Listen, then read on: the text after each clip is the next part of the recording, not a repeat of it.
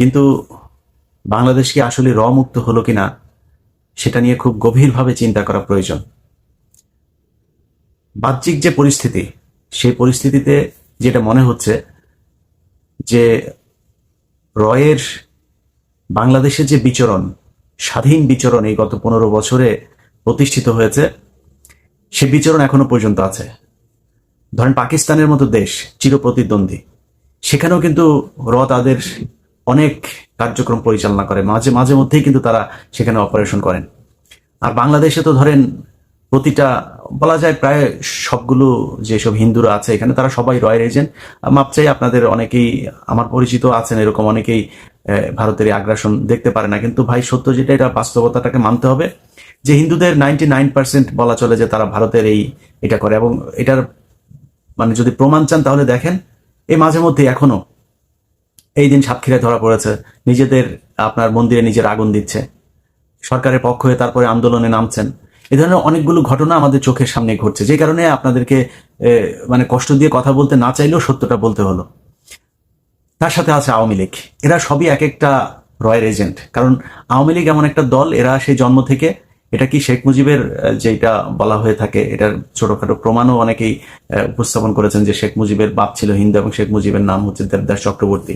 তার মায়ের বৈবাহিক যে সম্পর্ক, তার আগেই তিনি তাকে গর্ভে নিয়েছিলেন।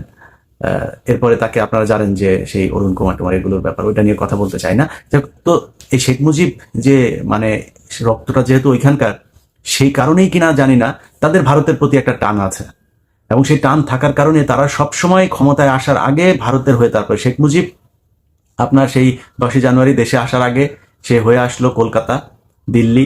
আবার সেই শেখ মুজিব ওইখান থেকে তাদের সেই সংবিধান, তারপরে স্বাধীনতার ঘোষণাপত্র সব বাদ দিয়ে ইন্ডিয়া যেভাবে তাকে বলল সেভাবে ইন্ডিয়ান সংবিধানের আদলে যেভাবে বাংলাদেশের সংবিধান শুরু হলো।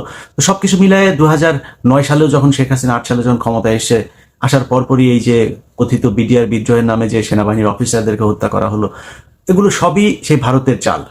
সো এরা জন্মগতভাবে, এই দলটা হচ্ছে এই ভারতের পয়দা, এবং তারা সবসময় ভারতের হয়েই বাংলাদেশের মানুষের বিরুদ্ধে কাজ করে, যেটা এই গত 15 বছরের সবচাইতে বেশি ঘটেছে। এখন সেই ঘটনার পরে কি হলো, এখন দেখেন প্রতিটা জায়গায়, একদম গ্রাম থেকে শুরু করে গণভবন, বঙ্গভবন পর্যন্ত সব জায়গায় রয়ের বিস্তৃতি লাভ করেছে। আপনি যদি এই গেল কয়েকদিন ধরে ধরেন ডক্টর কনক সারোয়ারের সহ আরো অন্যান্য যেসব বিভিন্ন জায়গায় ইউটিউব, ফেসবুকে আপনারা যদি কিছু ঘটনা দেখেন, এবং ইদানিং তৃতীয় মাত্রাতেও আপনারা বেশ কয়েকটা প্রোগ্রাম দেখেছেন জিল্লুর ভাইয়ের এখানে, সেখানে একদম স্পষ্ট, যদি সেনাবাহিনীর কথাগুলো আপনারা যদি শুনে থাকেন, এই ব্যাপারে কারো একটা শিশুরও কোনো সন্দেহ থাকার কোনো কারণ নাই যে বাংলাদেশটা গেল 15 বছর ধরে ভারত চালিয়েছে।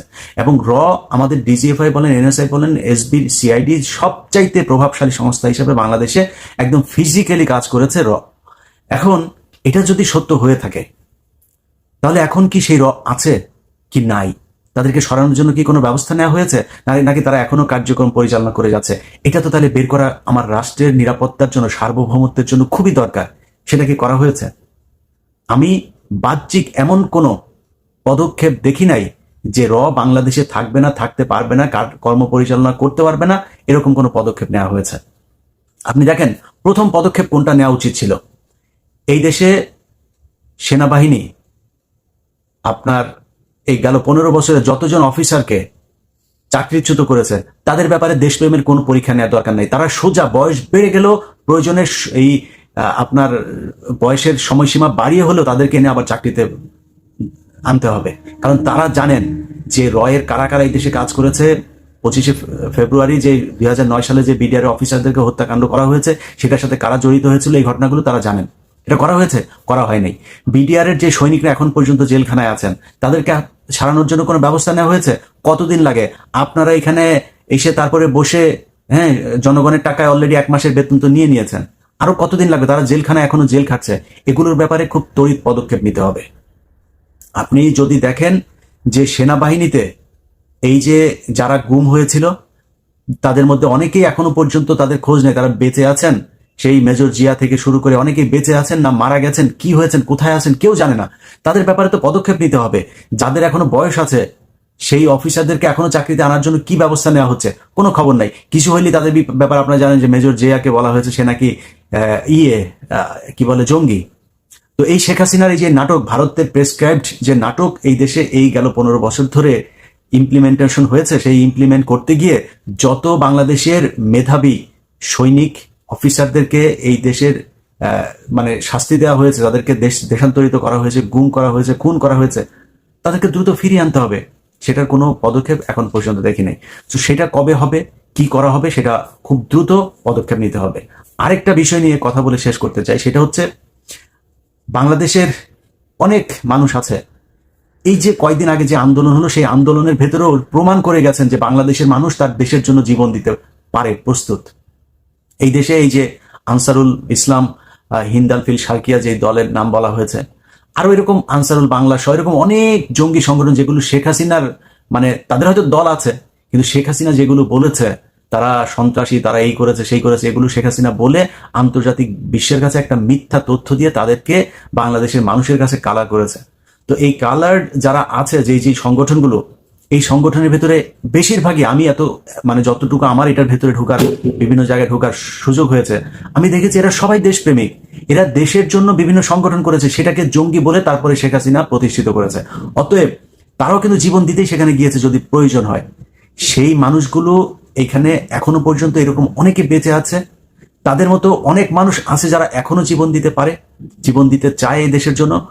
আমি মনে করি যে যারা যারা এই দেশের জন্য জীবন দিতে চেয়েছে, তাদেরকে নিয়ে তারা কি চায়, তাদের এই বিষয়গুলো সামনে নিয়ে এসে তারপরে জনগণের সামনে বলা উচিত যে তারা আসলে কি জঙ্গি ছিল, তারা কি চেয়েছিল।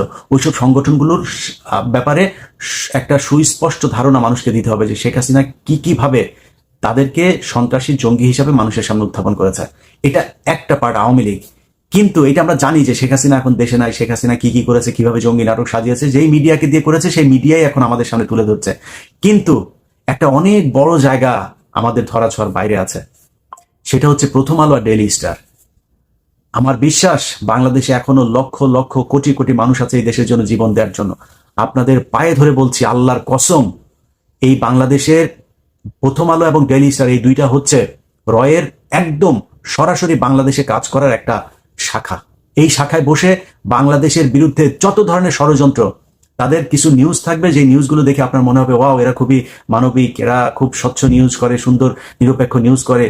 কিন্তু এদের একটা এজেন্ডা আছে, সেই এজেন্ডা হচ্ছে ভারতের যেই রয়ের যে তৎপরতা, সেটাকে সাহায্য করার জন্য, সহযোগিতা করার জন্য যা যা প্রয়োজন এই পত্রিকার মাধ্যমে সেটা করা হয়।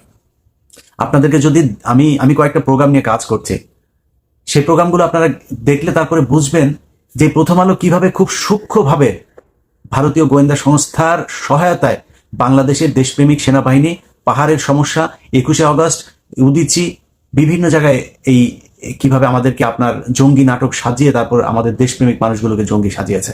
আপনাদের মনে আছে যে বলা হয়েছে একটা কু করার চেষ্টা করা হয়েছিল মেজর সৈয়দ জিয়াউল হকের নেতৃত্বে, তাকে জঙ্গি বানিয়ে কোথায় আছে কেউ জানে না। তো এই যে এটা করা হয়েছে, এটাকে কেন জঙ্গি হিসাবে নিয়ে আসা হলো? সে তো এমনিতে কোর্ট মার্শাল হতে পারতো, সেনাবাহিনীর আইন ভঙ্গ করলে সেনাবাহিনী তার বিচার করতে পারতো। কিন্তু এই যে জঙ্গি বানানো, এটাকে এই ফর্মুলা কোত্থেকে আনলো? এই ফর্মুলা এসেছে সেই কাশ্মীর থেকে। সেটাকে এখানে নিয়ে এসেছে, এখানে এনে সেটা দিয়েই এই 15 বছর শেখ হাসিনাকে আন্তর্জাতিক বিশ্বের কাছে সন্ত্রাস দমনে বিশাল এক শক্তিশালী সরকার হিসেবে দেখানোর চেষ্টা করেছে, এবং সেটাতে তারা কিছু কিছু ক্ষেত্রে সফল হয়েছে। অতএব আপনাদের কাছে যারা বাংলাদেশের জন্য, বাংলাদেশের স্বাধীনতার জন্য পাহাড়ে জীবন দিতে চান, বর্ডারে জীবন দিতে চান, আপনাদের কাছে অনুরোধ, আমি প্রকাশ্যে আমার ইউটিউব চ্যানেলে এসে বলে গেলাম, মতিউর রহমান এবং মাহফুজ আনাম এদের নেতৃত্বে যে এই প্রথম আলো, সেটার দখল খুব দ্রুত নিতে হবে। তাদেরকে তাদের জীবন নিরাপত্তাহীন করে তুলতে হবে। এরা বাংলাদেশে বসে এই রয়ের কার্যক্রম এত সুন্দরভাবে পরিচালনা করতে পারে না। এদের ব্যাপারে খুব দ্রুত অ্যাকশনে যেতে হবে। এবং আমার বিশ্বাস যে সেনাবাহিনীর যে অফিসাররা এতদিন ধরে এইখানে বসে ভারতের রয়ের কাজ করেছে, সেই অফিসারদের নিশ্চয়ই রিপ্লেসমেন্ট হয়েছে কিছু কিছু জায়গায়, বিশেষ করে ডিজিএফআই সহ বিভিন্ন জায়গায়। আপনাদের কাছে অনুরোধ, আপনারা, আমি যে কথাগুলো বলছি সেই কথাগুলো কেন বলছি, কি বোঝাতে চাচ্ছি, একজন সাধারণ মানুষের চাইতে আপনি খুব ভালো জানেন কেন বলছি এই কথাগুলো। অতএব আপনারা খুব দ্রুত এদের ব্যাপারে পদক্ষেপ নেন। আমার বিশ্বাস যে এতদিন ধরে যে এই গোয়েন্দা সংস্থার যারা কাজ করেছে, ভারতীয় পয়সা খেয়ে নিজেদের ইয়ের জন্য, কি বলে, প্রমোশনের জন্য এগুলো করেছে, শেখ হাসিনাকে টিকিয়ে রাখার জন্য এগুলো করেছে। আমার মনে হয় আপনাদের ভিতরে দেশপ্রেমিক আছে এবং তারাই সেনাবাহিনীর নেতৃত্ব নিয়েছেন। যদি না হয় তাহলে মনে করব যে সেনাবাহিনী এখনো রয়ের আন্ডারে কাজ করছেন, শেখ হাসিনার হয়েই কাজ করছেন। এবং আপনাদেরকে আগে থেকেই বলে রাখি, চাকরি সারা জীবন থাকবে না। আপনাদের মতো এরকম বহুত বালের এই মেজর জেনারেল আর বালের লেফটেন্যান্ট কর্নেল পিছনে পিছনে ঘুরে 2 মিনিট আমাদের চ্যানেলে এসে কথা বলার জন্য, হ্যাঁ। অতএব আপনাদের মতো এরকম বালের লেফটেন্যান্ট কর্নেল, মেজর জেনারেল বালছাল যদি নাকি দেশের বিরুদ্ধে যান না, এই সুযোগ পাওয়ার পরেও আপনারা রিটায়ারমেন্টে গেলে কিন্তু আপনাদেরকে ছাড়া হবে না। একদম মান সম্মান ওই ওই এক কোথাকার এক চাঁদাবাজ টিভির কাছে যায়, তারপরে আপনাদের এই সেনাপ্রধান গিয়া দেয়, অডিও দেয়। কেন দেয় জানেন? কারণ হচ্ছে ওনাদের আরেকজনের আবার আকাম কুকামের সব জিনিসপত্র তাদের কাছে জিম্মি করে তারপরে তার বক্তব্য নেয়। অতএব এই চাঁদাবাজি করলে কিন্তু এরকম যাত্রার কাছে ধরা থাকতে হবে, চাকরি গেলে কিন্তু ন্যাংটা করে ছেড়ে দেওয়া হবে। সো এখনো সময় আছে, সেনাবাহিনীকে বলবো যে ভালো হয়ে যান। আপনাদের বালের ইয়েতে ভয়ও পায় না, কিছুই না, আপনাদেরকে পান্তা ভাত বানায় দেওয়া হয়েছে। এবার আর ওই আগের মতো অত ধনফোন করতে পারবেন না। আপনারা এই গেল এই কয়েকদিনে 1.5 মাসের ভেতরেও আপনারা বিভিন্ন গণমাধ্যমে ফোন করে থ্রেট করেন, এই নিউজ করা যাবে, ওই নিউজ করা যাবে না। আপনার বাপের টিভি চ্যানেল না, আপনার বাপের পত্রিকা যে আপনি ফোন করে থ্রেট করেন, এইসব বন্ধ করেন। যদি দেশের জন্য প্রয়োজন হয় আপনি আমারে কিল করে ফেলেন, কোনো সমস্যা নাই, যদি সেটা দেশের স্বার্থে হয়। আপনাদেরকে চিনি সেই 2010 সাল থেকে। সো আমরা বিশ্বাস করি এখনো পর্যন্ত যে সেনাবাহিনীতে সেই 2010 সাল 11-12 সাল পর্যন্ত যে অফিসাররা ছিল তাদের যেমন দেশপ্রেম ছিল, আপনাদের ভেতরে সেই দেশপ্রেম আছে, সেই দেশপ্রেমিকরা এখনো আছে। সম্মান রাখতে চাই, আশা করি আপনাদের এই সম্মান আপনারা যোগ্যতার মাধ্যমে এটাকে টিকিয়ে রাখবেন। আমরাও চাই আপনাদেরকে সম্মান করতে। যাই হোক, যেটা বলতে চেয়েছি যে আমার দেশটা এখনো নিরাপদ না। এদেশের সার্বভৌমত্বের জন্য গোয়েন্দা সংস্থাকে আরো কঠোর হইতে হবে। এবং ভারতীয় যে গোয়েন্দা সংস্থা সরাসরি এখানে কাজ করেছে, কারা কোথায় কি করেছে, আমি বিশ্বাস করি যে আপনারা খুব দ্রুত সেগুলো প্রকাশ করবেন। যাদেরকে মিথ্যাভাবে জঙ্গি বানানো হয়েছে তাদের ব্যাপারে ব্যবস্থা নেবেন। জঙ্গি বানানোর জন্য এই যে ডেইলি স্টার এবং প্রথম আলো কিভাবে কাজ করেছে সেটাও আপনারা জানেন, সেই ব্যাপারে পদক্ষেপ নেবেন। পাহাড়ে এখন যা হচ্ছে সেখানে কাদেরকে আপনাদের প্যাট্রোনাইজ করা উচিত আর কাদেরকে দমন করা উচিত